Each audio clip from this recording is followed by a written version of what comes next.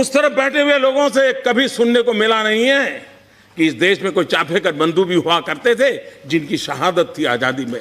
इनके मुंह से सुनने को नहीं मिला है कभी सावरकर जी भी थे जो काला पानी की सजा भुगत रहे थे, तब देश आजाद हुआ है। उनके मुंह देखिए, ये बात नरेंद्र मोदी ने यूं ही नहीं कही थी। काफी समय से देश के इतिहास पर जो चंद अयोग्य लोगों का एकाधिकार था, जिन्हें कुछ वामपंथी चाटुकारों ने अकारण ही देवतुल्य बनाया हुआ था, अब उस भूल को एक एक करके सुधारा जा रहा है और देश के वास्तविक नायकों को उनका उचित सम्मान भी दिया जा रहा है।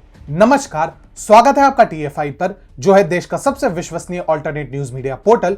और मैं अनिमेश पांडे आपको परिचित कराऊंगा कि कैसे देश के वीर योद्धाओं में से एक अल्लूरी सीताराम राजू को अब वास्तव में वो सम्मान दिया जा रहा है जिससे उन्हें वर्षों तक वंचित रखा गया था। तो अविलंब आरंभ करते हैं। भाई, अगर सुप्रसिद्ध RRR देखी है तो अब तक तो आपको ज्ञात हो ही जाना चाहिए कि इस महावीर योद्धा का पराक्रम वास्तविक जीवन में कैसा रहा होगा। अब इनके 125वें जन्म दिवस को धूमधाम से मनाने का प्रबंध स्वयं केंद्र सरकार ने उठाया है। प्रधानमंत्री नरेंद्र मोदी सोमवार यानी 4 जुलाई 2022 को आंध्र प्रदेश के भीमावरम शहर में महान स्वतंत्रता सेनानी अल्लूरी सीताराम राजू की प्रतिमा का अनावरण करेंगे। वह अल्लूरी सीताराम राजू की 125वीं जन्म शती के कार्यक्रम में हिस्सा लेंगे। पीएम भीमावरम पार्क में स्थित 30 फुट ऊंची कांस्य प्रतिमा का अनावरण करेंगे और एक जनसभा को भी संबोधित करेंगे। इस भव्य अवसर के लिए स्वयं केंद्रीय पर्यटन एवं संस्कृति मंत्री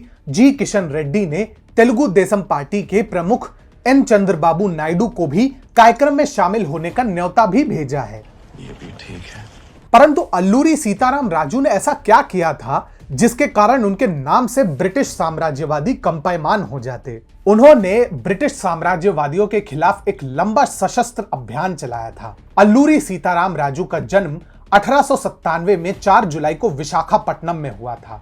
उनका वास्तविक नाम श्री राम राजू था, जो उनके नाना के नाम पर पड़ा था। उन्होंने मद्रास के वन अधिनियम 1882 के विरुद्ध ब्रिटिश विरोधी गतिविधियों में शामिल होने का निर्णय लिया। भारत की ब्रिटिश सरकार ने मद्रास फॉरेस्ट एक्ट पास कर स्थानीय आदिवासियों को जंगल में जाने से रोक लगा दी थी।